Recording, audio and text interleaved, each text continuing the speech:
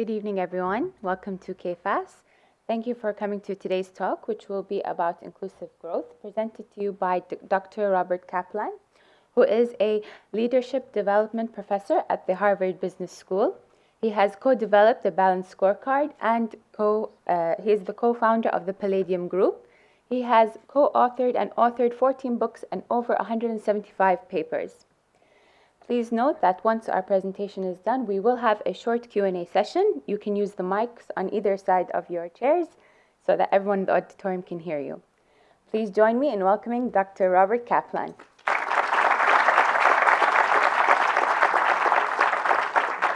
Thank you.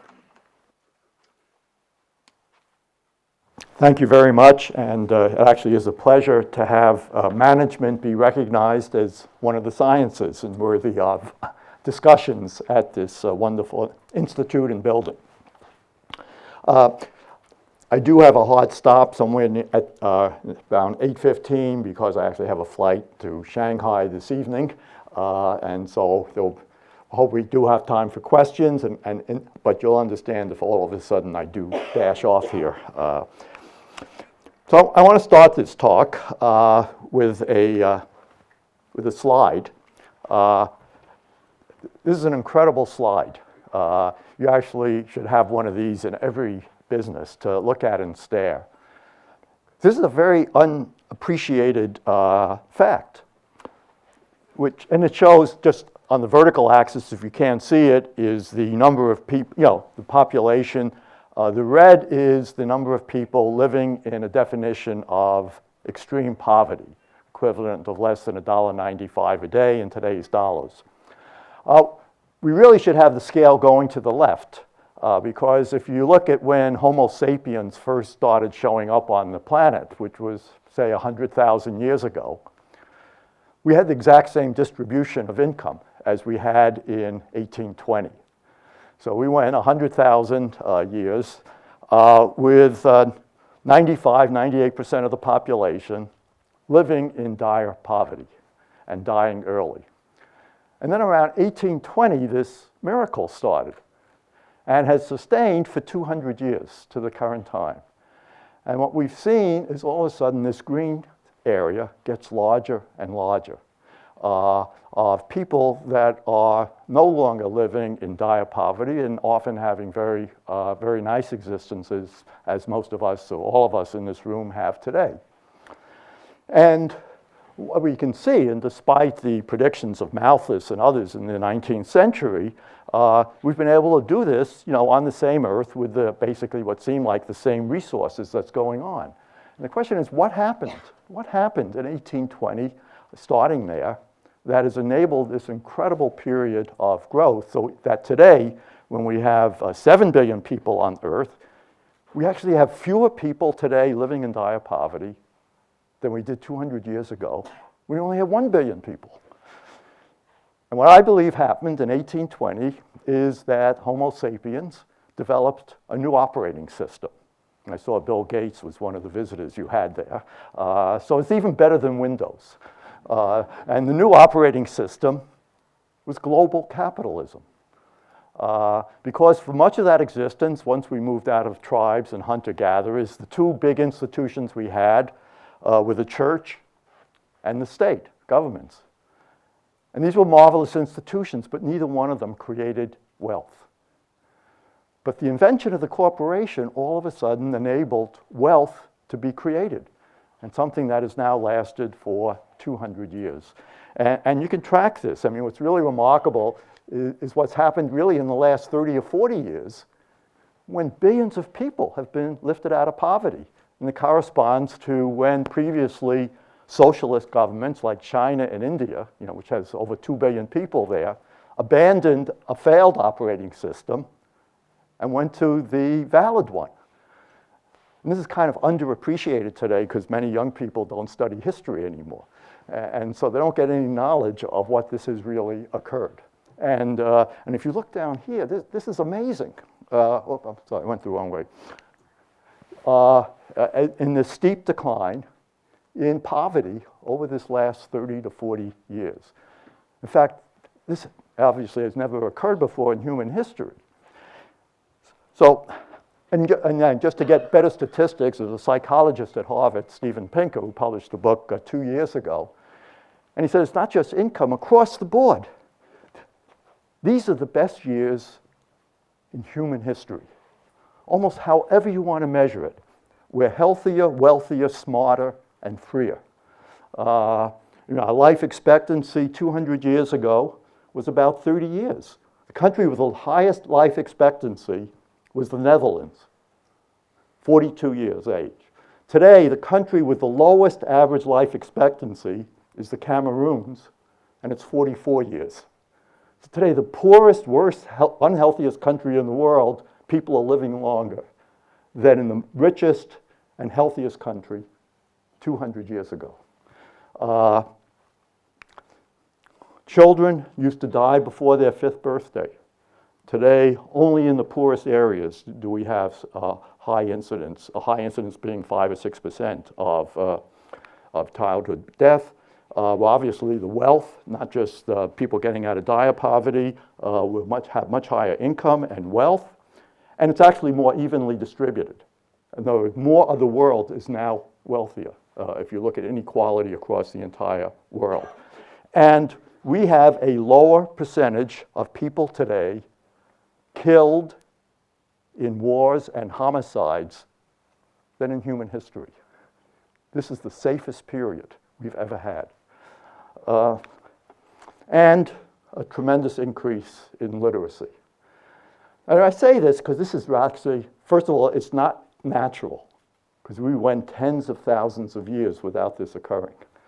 And it's not natural, and it's very precious. And so whatever we do, thinking about today and going forward, we don't want to sacrifice this operating system that has generated economic growth.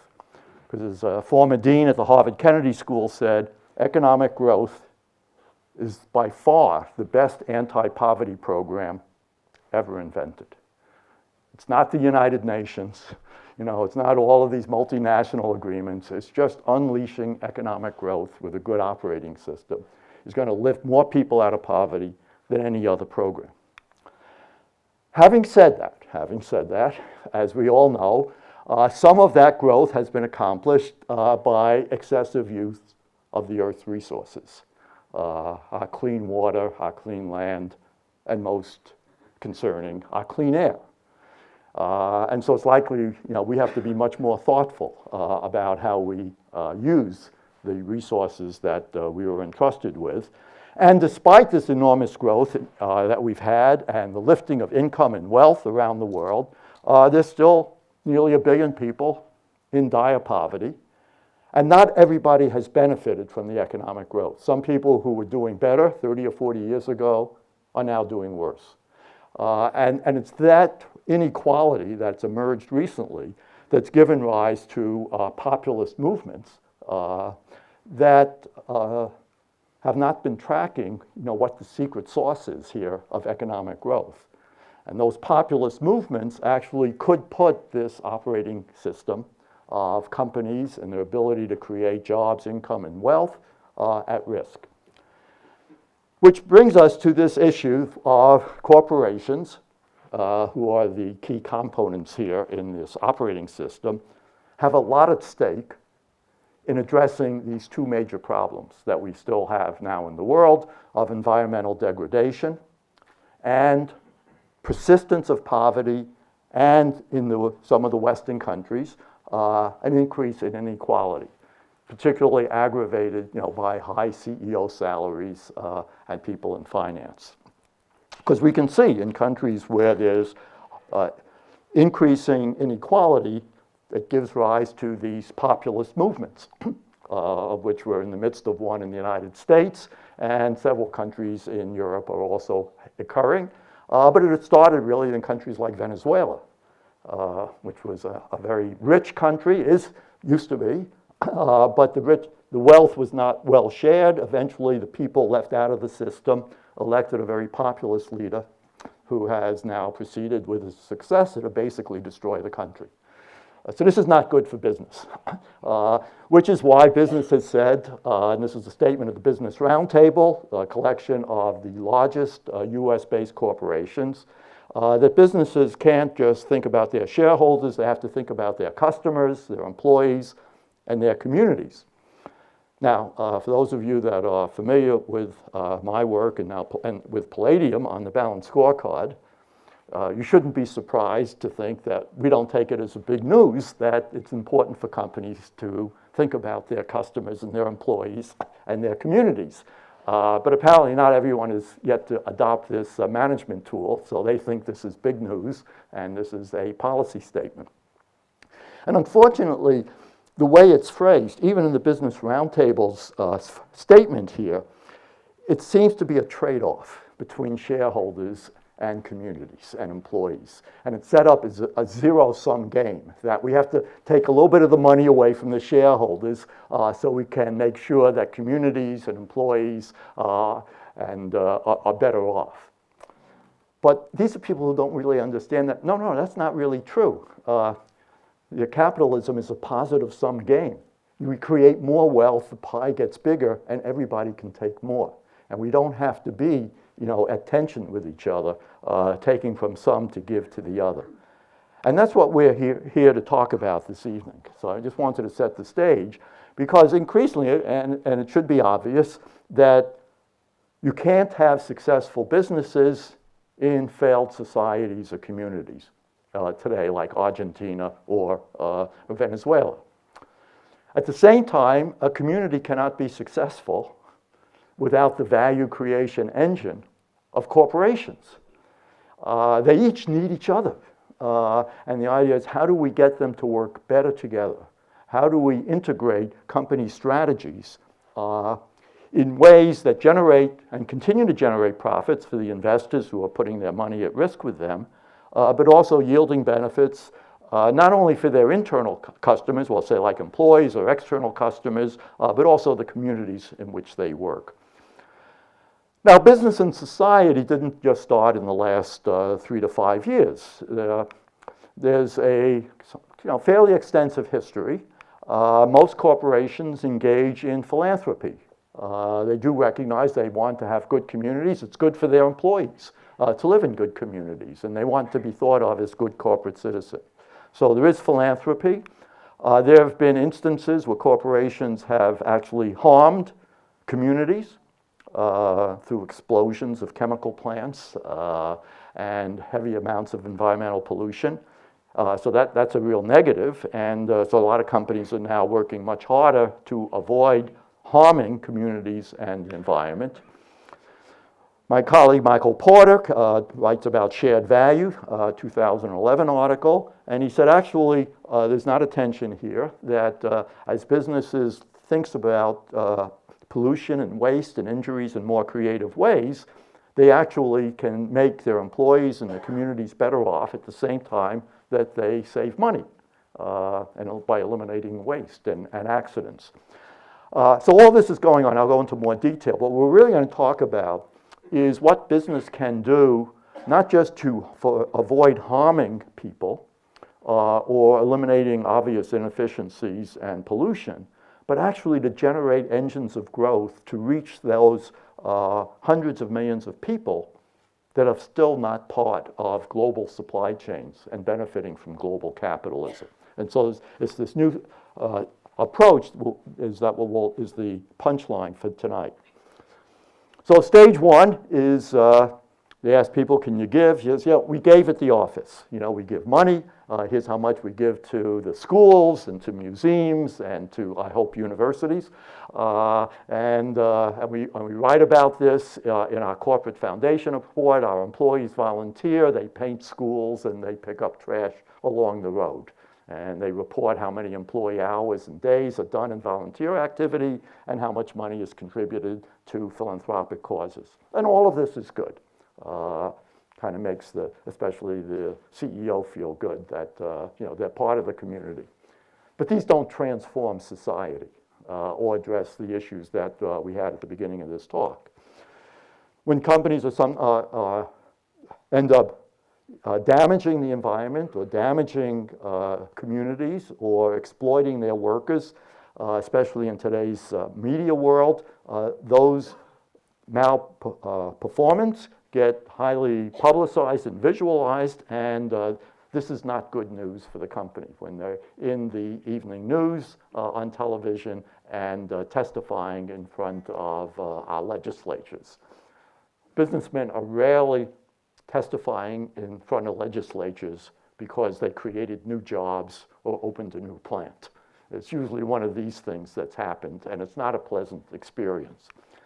And so companies address these problems and the lack of compliance by, the case is Nike.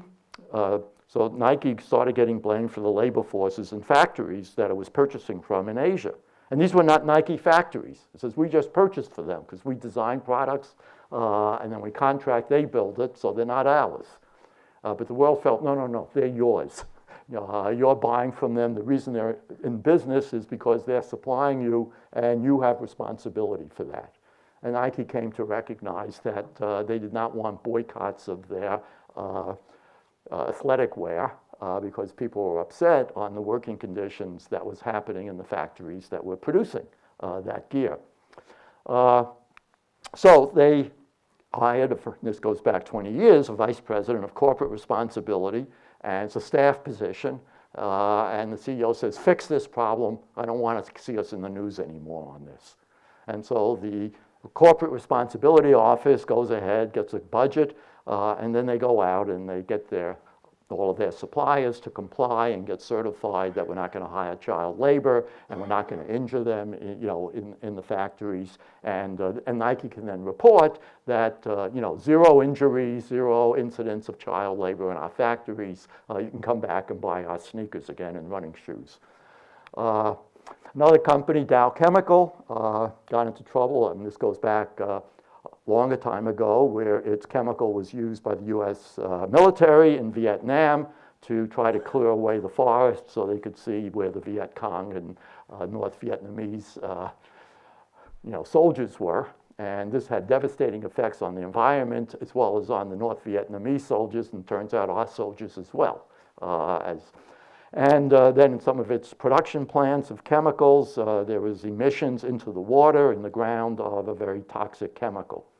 So like Nike, they come under public attack, and graduates of engineering schools don't want to work for them, and people are going after the companies that are using Dow Chemicals and say we're going to boycott those products.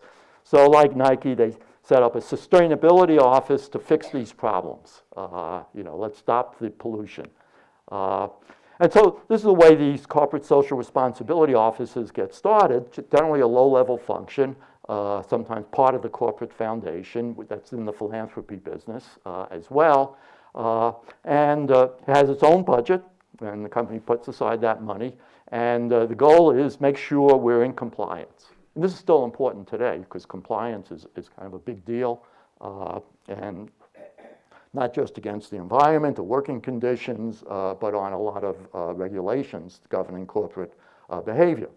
And the goal of the CSR office is make sure we don't have crowds of noisy people outside the corporate headquarters throwing rocks at our glass, out exterior. When you do that, it's a success. Just keep the noise and the rabble away from us and let us go about our business. And just to show us that what we're doing, we publish a report. This is still not serious enough to get in our annual report. That's our serious stuff. That's what we give to shareholders and our 10Ks and our annual statements. But we'll give you another report, our sustainability report or our foundation report, and shows all of our indicators on environmental, social, and governance goals. And maybe even we get awards on this, and so that's a good job for the CSR office. So we're avoiding problems, but again, still not addressing some of the 2 major issues we talked about earlier. Now, the operational efficiencies, sometimes the sustainability office will work and says, we're doing a lot of waste here. There's a lot of our product after we process that is still left over and it's being flushed into, in the waters or on the landfills. And why don't we see if we can actually recycle that and use it again in some way? And therefore, we're going to have less, soil and water and maybe air pollution. Let's see if we can go further in reducing accidents. And this is self-funding because actually as you do this, you're saving money. So in a way, I show this in the bottom slide. This is the, let's call it low-hanging fruit.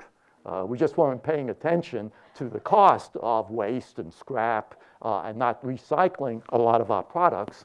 And once we did that, we actually are reducing our environmental footprint, reducing accidents to our employees, and saving money in the game. So, and this is part of much of what has been implemented under the shared value concept turns out to be implementing operational efficiencies. And again, this is all, this is good, and we hope companies continue to do all three of these. But we're still not addressing these fundamental issues of persistent poverty and even some alienation and inequality that's occurring in the very communities where corporations worked or formerly worked.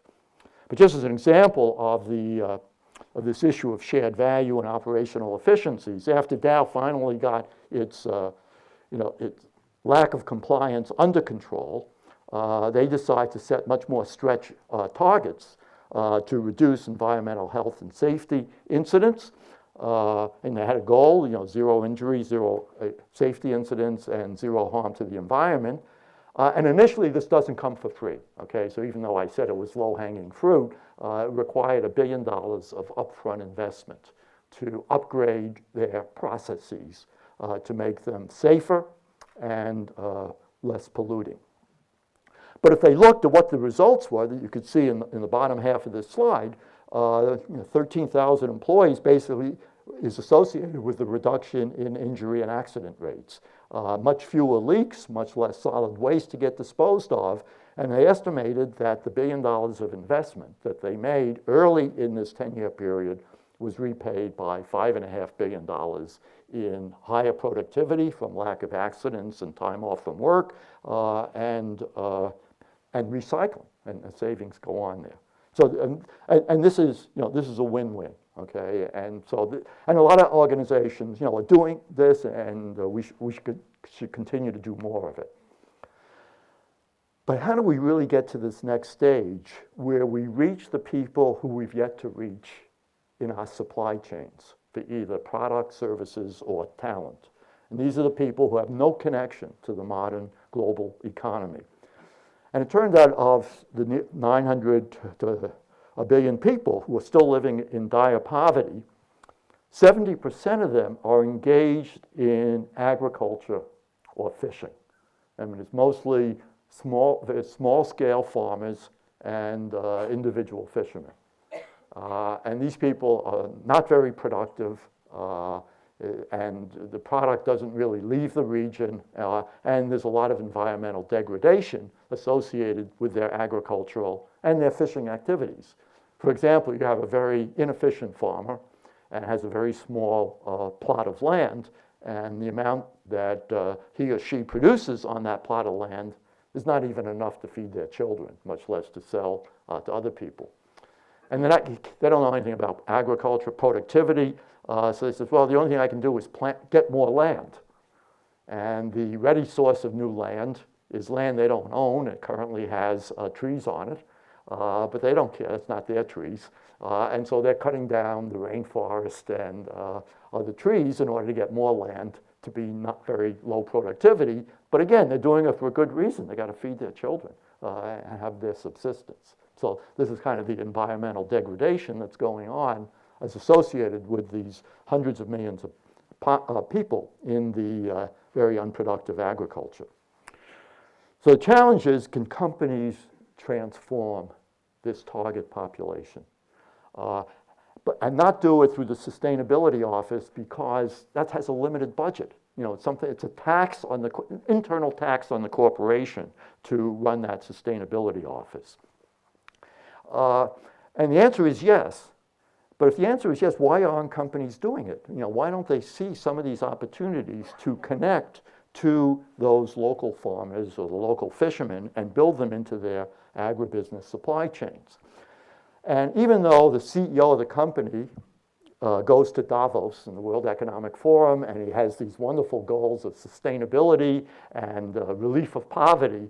By the time you get 3 levels down to the people who's operating a factory or a supply chain in Africa or Southeast Asia, that person is operating on a rigorous quarterly budget for sales and income, and doesn't have the time to really think about how they, address some of the goals that were announced by the CEO in Davos or in some meeting of the OECD countries.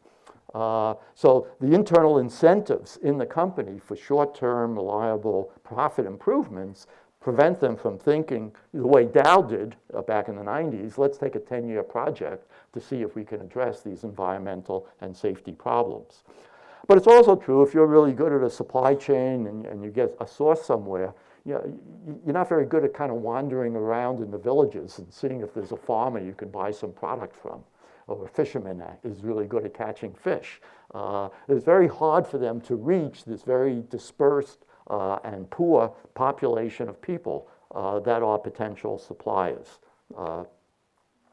So what we're doing now, and this is the story that we're starting to tell, is how can we get the companies to imagine that if they think about things very creatively and boldly, they actually will be able to reach that small-scale farmer or fisherman around the world and connect them into a global supply chain. But they can't do it by themselves. And so they're going to have to collaborate, and collaborate sometimes with entities that are not private sector entities. They could be NGOs, they could be public sector entities, and this is a new skill that they haven't really had before, to have to understand how to work with NGOs and community organizations. Is there going to be capital to finance this so that company doesn't have to do this all by themselves? And finally, if we somehow manage to create one of these new inclusive growth supply chains, how do we first sustain it and govern it and actually scale it so we can reach more and more people? So, and we've seen a few instances of this. So this is the very, very early days, but we've seen it, but it's very exciting because the model looks both valid and generalizable and scalable. And it's this idea of creating new ecosystems where the business may be at the center, but they're connected with a lot of local players and intermediate players. And for this to work, to use a physical sciences analogy, this is not particle physics with point solutions, with a company going directly into a village and trying to build a new school or a new warehouse or a new processing plant. It's chemistry. You got to be building bonds with some of the existing players and strengthen those relationships. So just to ground this, I'm going to tell 2 case studies, one in agriculture and one in talent. So the agriculture story, let's take Uganda, where we have one of these, where 70% of the people that they are living on, they're in the red zone of that first diagram of living on, in this case, it was less than $1 a day in 2009 dollars. So average income, 87 cents a day. And even though they're farmers, their children are malnourished because they don't have a diversified diet and they don't get very much of anything. And these are very low productivity farmers. It's all by hand. A lot of what they harvest ends up getting contaminated by farm animals and insects, so less of it gets sold. And there's no way they're going to be a supplier to a major agribusiness company. They're just scraping out this subsistence living. Really, I mean, this goes back 5,000 or 10,000 years to the dawn of agriculture. I mean, they're still doing agriculture the way it was done in prehistoric times, about 5,000 and 10,000 years ago. Now, what's interesting is even in Uganda, there's local companies there that have formed, and one of them was a large agribusiness company that one of its inputs, not a primary but an important input, was maize, the corn being grown by these farmers. But they didn't buy from these farmers because the quality was too poor and the quantity was too small and unreliable. So they were buying from agricultural producers in other parts of the world, primarily South America. And if you think about the supply chain of getting agricultural products from Argentina or Brazil to Uganda, you can imagine this is not the most environmentally friendly way of purchasing. So this is the situation, and it's kind of this mismatch between a potential supply of product and a potential demand of product, but they're not connected.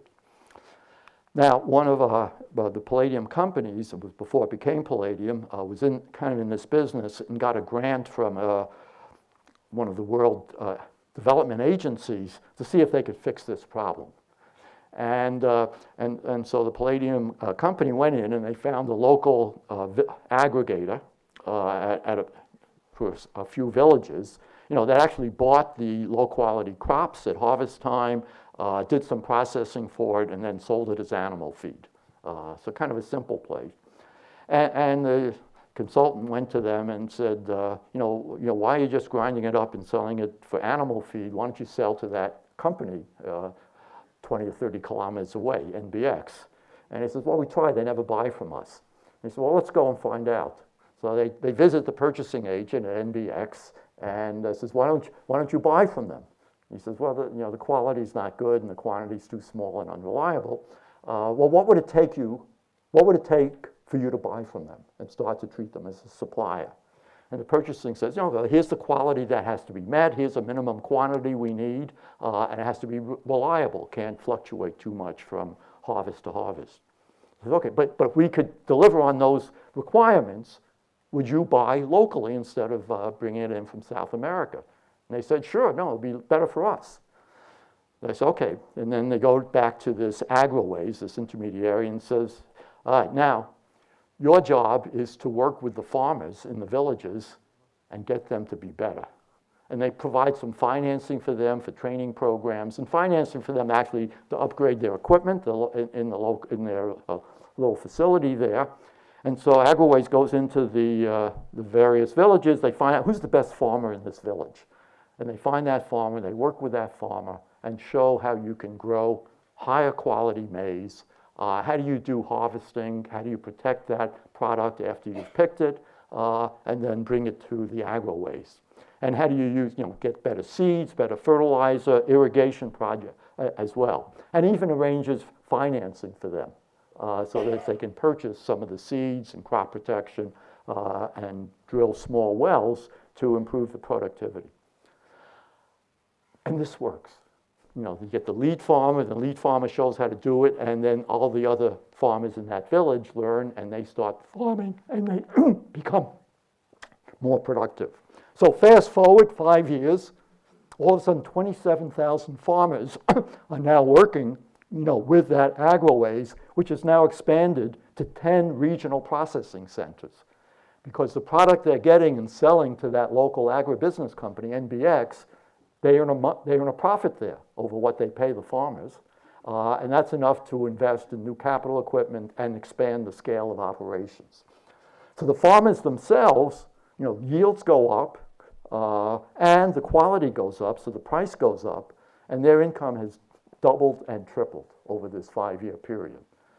Now, none of us would still like to live on that income, but for these farmers, the low-level farmers, this is transformational. And as one of them told the people when they asked, he said, before I couldn't send my children to school. They didn't have shoes, and the teacher sent them home. You can't come to school without shoes. So now they have shoes, they have clothing, they go to school, they're enjoying it, and we have a more diversified diet. There's no more malnourished. It's transformational in the lives of these small-scale farmers. And it's not very hard to do. All you got to do is increase productivity and get higher quality, which will generate a higher price. So AgriWays, 5 years later, you're selling 12,000 tons a year to NBX, at a high price per ton, sufficient for them to invest further and scale their operations to more and more regional facilities. And the agribusiness company is able to reduce its purchases from overseas, so it has a lower cost, high quality, local supply.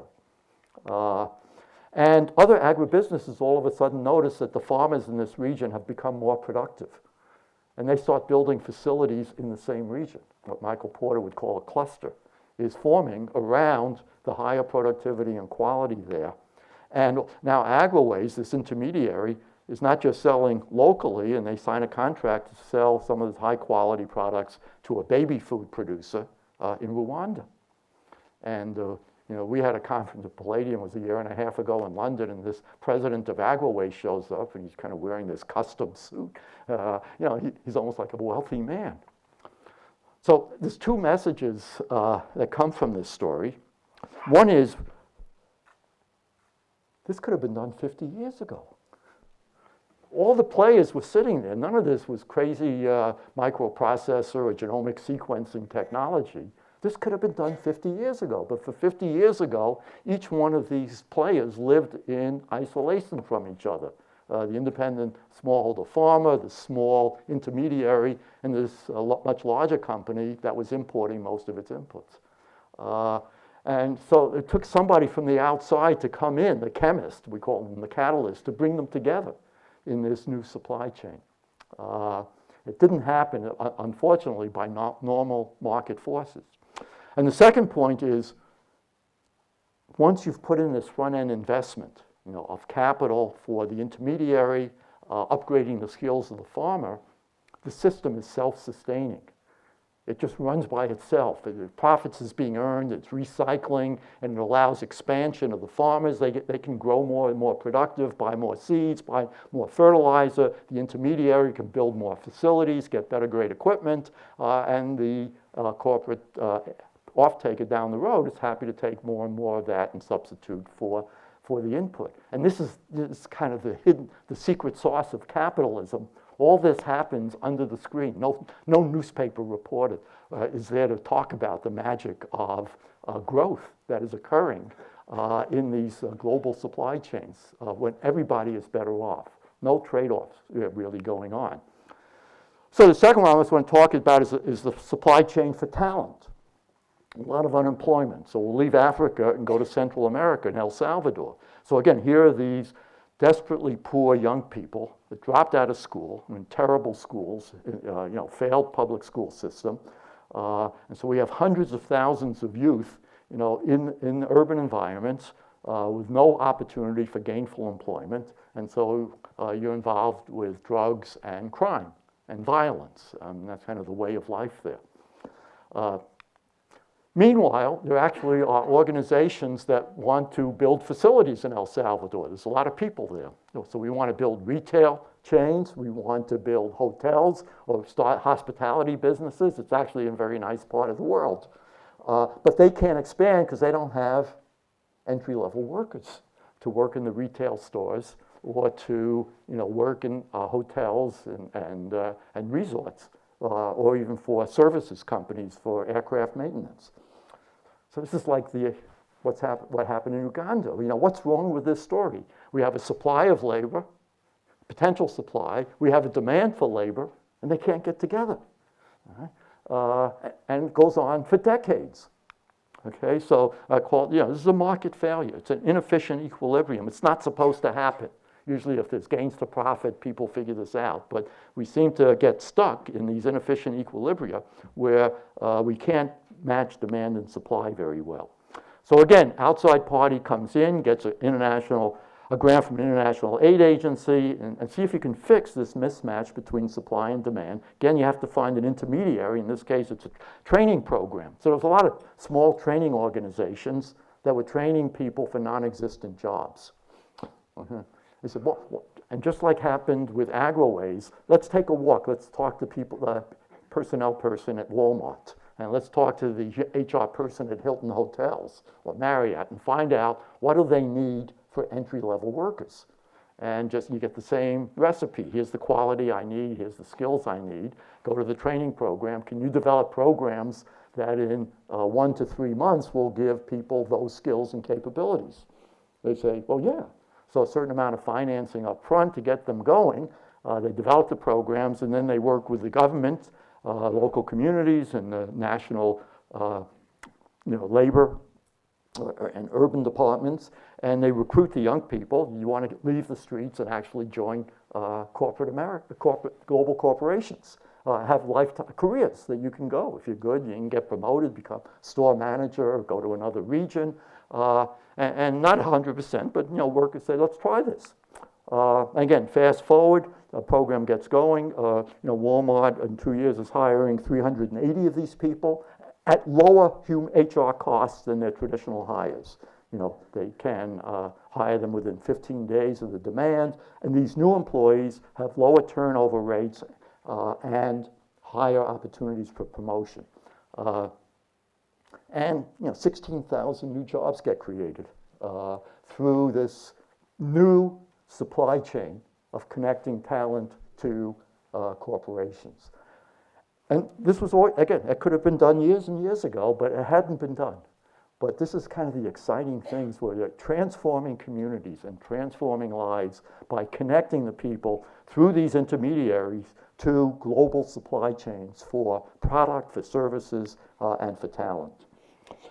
So in these strategies, what's important is to identify those key intermediaries who connect companies to these very dispersed producers or concentrated, in case of talent, but have been uneducated and don't have the talent.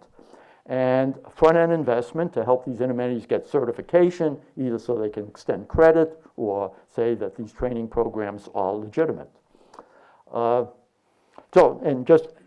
in general, the supply chain is a little bit more complicated than the one I just illustrated in Uganda. If you really want to think about an agricultural supply chain, there could be at least a dozen different types of entities that are involved in making these farmers out there in the villages more productive. I mean, they need financing, they need insurance, they need seeds, irrigation, fertilizer, crop protection, and some capital equipment, as well as access to storage facilities. So the challenge is, how do we get all these players together? Okay, this is kind of the ecosystem that we have to create. Right now, every one of them is operating independently, and if they're private sector, in their own little profit-maximizing way.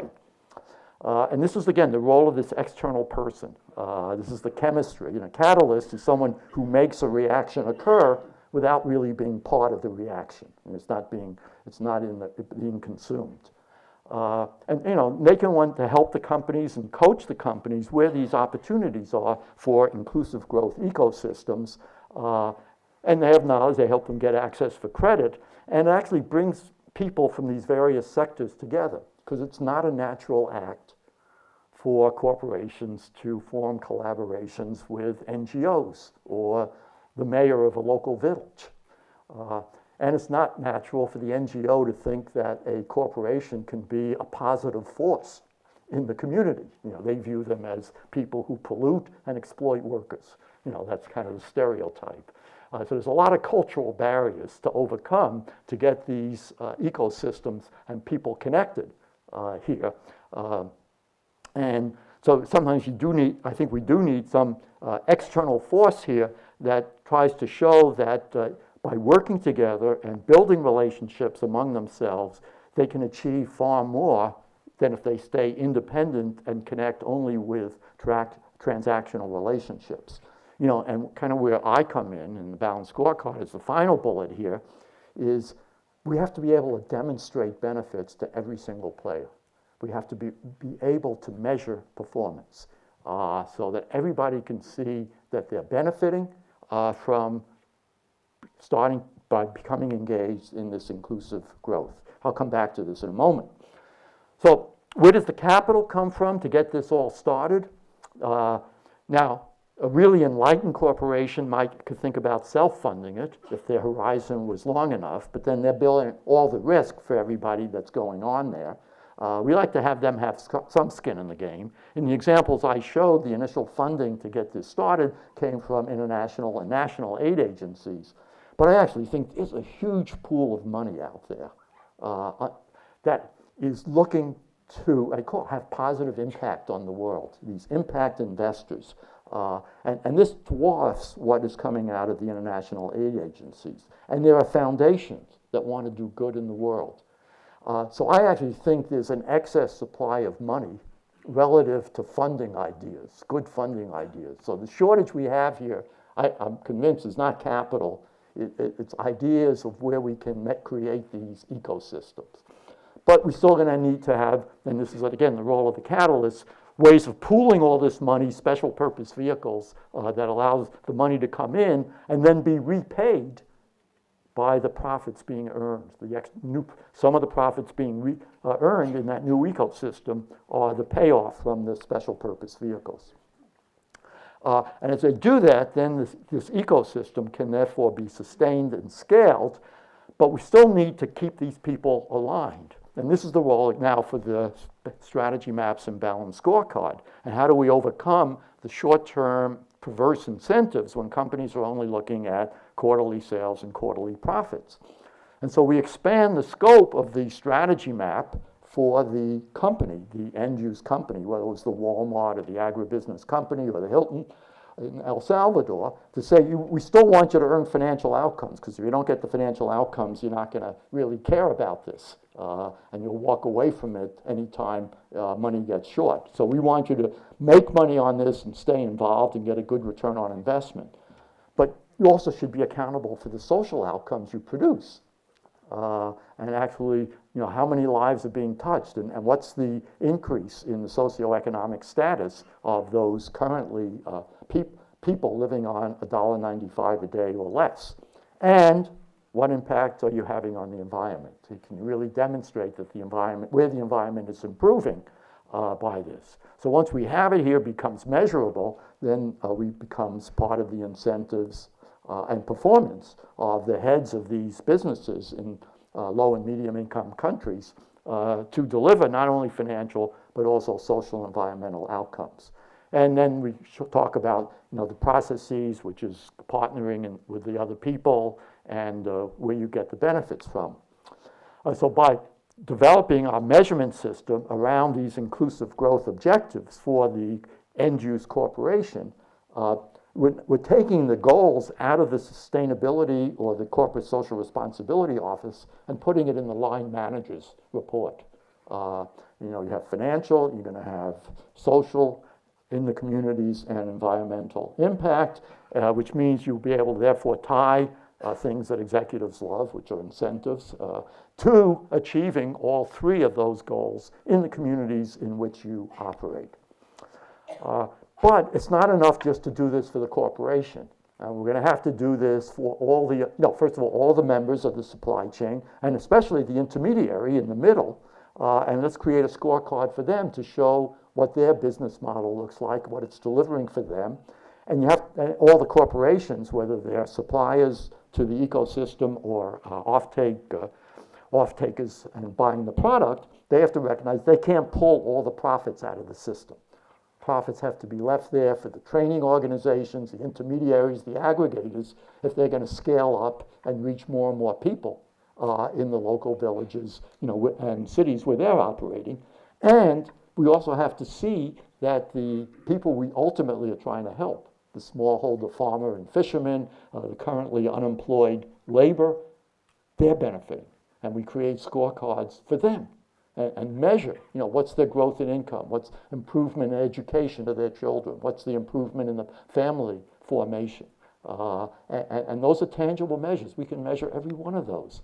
So where we're going, and we haven't done this yet, but we're looking for volunteers to work with us on this, is as we have this ecosystem, we'll have a set of linked scorecards for all the players. So the understanding is created, somewhat how the pie gets shared. The larger pie is going to be distributed among these multiple players, and that none of this is going to work unless we reach those people in the upper right.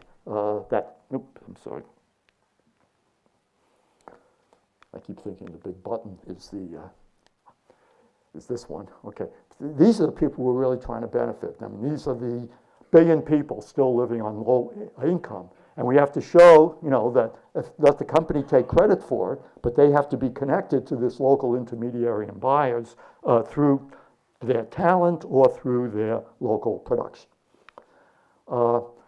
And by bringing all these players across the sectors to agree on what the vision and the strategy is for this new, and the reason we call it inclusive growth is first, there is growth, so we're still getting the engine of economic growth, best anti-poverty program ever invented, but make it more inclusive, reaching those intermediaries and especially those people currently living in poverty.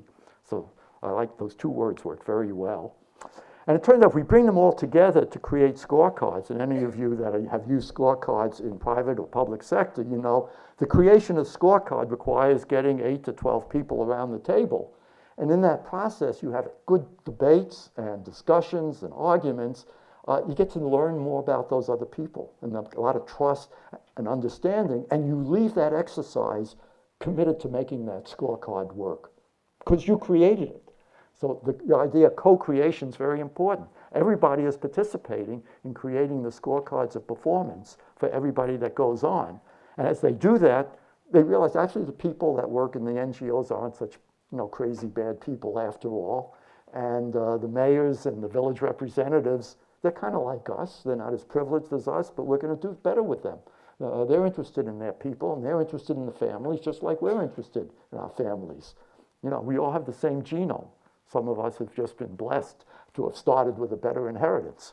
But let's see if we can make a difference for those people who didn't have that good luck and were born in a very poor farm. And so you create consensus and commitment, but also you get an accountability structure. Because now every quarter we can meet.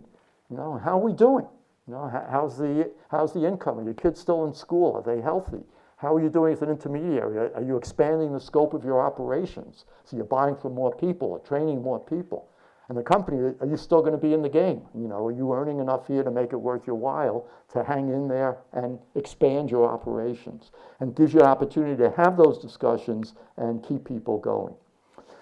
So this is, people often ask, Bob and Dave Norton, you wrote your book 10 years ago, where are you going to go next with the balanced scorecard? And we finally got an answer.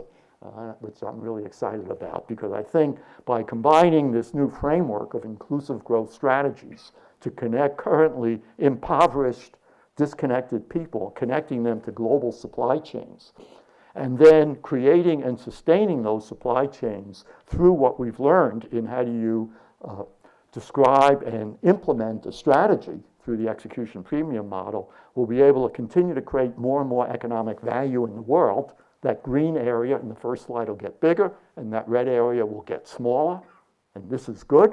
And we'll do this creating social and environmental value through the magic of global capitalism and effective strategy execution. So that's our story.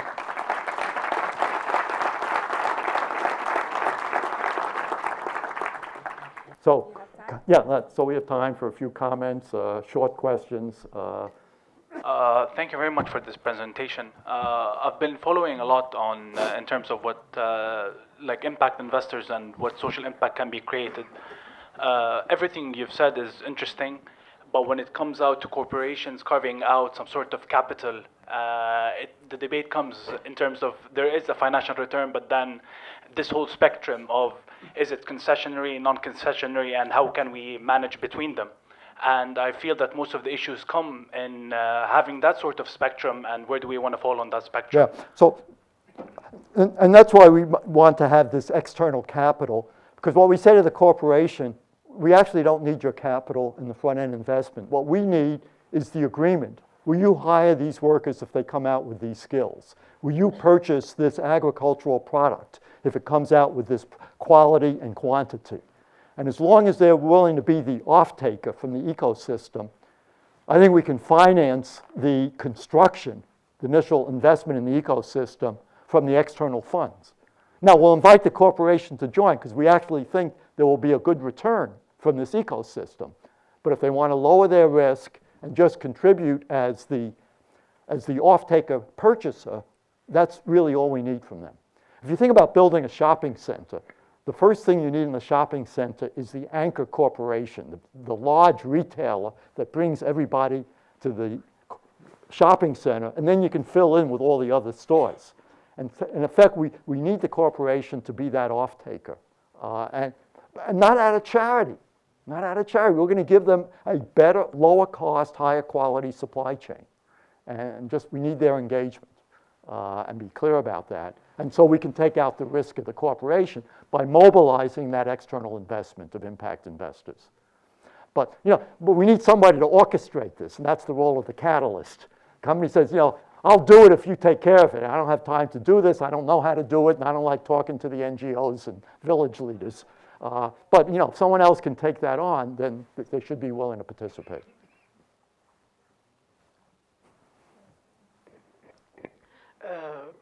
I wonder what you advise about how to practically link this strategy with the initial strategy of the organization. Can we consider this as the fifth dimension of our balanced scorecard? Is this a new stand side to side with our initial strategy? I mean, as organization, Sure. which No, is called. I think I view this as kind of a regional strategy. In those regions of the world where you do want to connect to the local suppliers of product or of talent. So for that business unit, then that should start to be baked into their scorecard.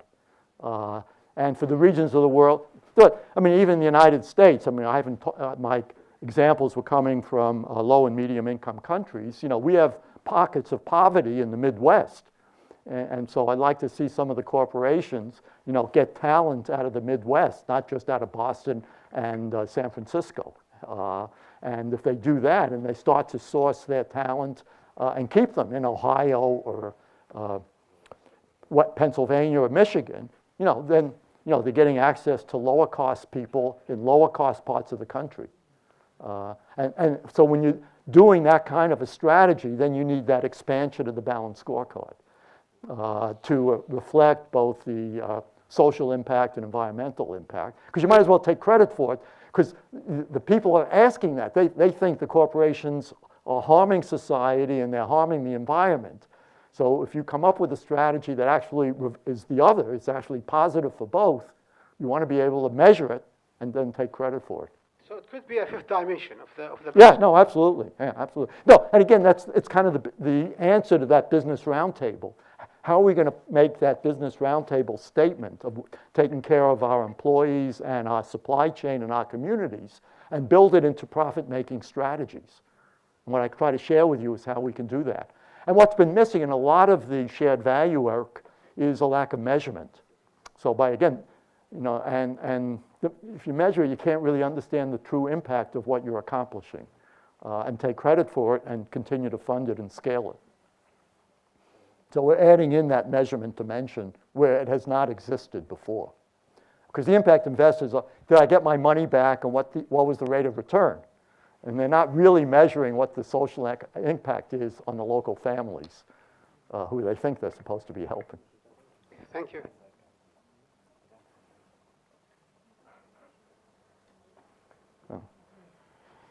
Take someone from the front row. We have another question back there, but go ahead.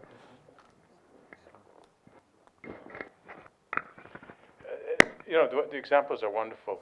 So I'm not sure I recollect the numbers correctly, but I think 300,000 young kids in El Salvador never... Yeah, no income, no jobs. Right. And I think the number of the poor in Uganda was 10 million. So you've clearly made a strong impact, but it seems to me the challenge is now that you know how to do it, how do you scale make an impact? And in fact, to be honest, both those case studies were done retrospectively, that both the grants were there, just do this project in this region. And there was no measurement system put in or management system. It was only in reflection that you realize, hey, actually we created something that was quite wonderful without realizing it. And so it was not built into the project to stay there and go from 25,000 farmers to 100,000 farmers. But it looked like a scalable operation. And the same thing in Central America. They got a narrow grant and it worked there. But I think now that we take on the task that this is the way to address these potentially, the 800 million people out there, then we have to start thinking about how to scale this. And then think about the private sector money, because that was left out of both those projects. It was just all an initial front-end grant, but we didn't set up a really robust funding source to do that. Okay, unfortunately, we're going to have Well, to let me stop. get one more question. One more? Okay. Yeah, go ahead. Or maybe a same question and try to get a better answer. It's not the same question. It's just the whole. It's a whole cycle of what you're mentioning. It starts with what's the strategy at the beginning, then what's the impact, and then how can you measure that impact. But then there's many different organizations nowadays that are trying to standardize the market in terms of measuring impact, right? You've got GIN, you've got the IFC with the operating principles. There's many people coming out there, and I'm guessing that the balanced scorecard is also one of these principles that can be applied when it comes to measuring the outcome. My point is, you have organizations, for example, like Facebook. They've created this Zuckerberg Initiative or the Bill and Melinda Gates Foundation, who are sort of pioneering the stage when it comes to this. But what do you see in terms of measurement? How do you tackle the issue of measurement? Because this is typically the issue of you invest, but then how can you measure that outcome? Well, I think we're going in. I don't think the measurements are going to be tough here. The measurements I think you're talking about are very macro in measurements at an economy level, not at a local project level. And for the for-profit entities that are here, their measurement is pretty straightforward, and it'll be mostly financial with this environmental and social overlay. The only place that gets interesting is the smallholder farmer or producer. And we have to have measurements at the village level there. And we should look at the change in per capita income and the change in health and a lot of social indicators. And we don't need a whole standard setting agency to do it. I mean, there's some common sense measures that make sense as to what do we mean by an improved quality of life for those people. And let's just use those measures. And we're not at the level of standardization yet. We haven't done this. You can't standardize on something you haven't done. Standardization and innovation are mortal enemies. You standardize when we really understand a process, and then we can, say, okay, that's the way we're going to run the process and measure it. But I think the measures we come up with at the village level, so to speak, no one's going to say that those are screwy measures. And the balanced scorecard is a template for how you do measurement. It doesn't tell you what measures to put there. It gives you an organizing framework for selecting measures that make sense for the different components of the strategy. Yeah. Thank you so much for coming. Thank you, Dr.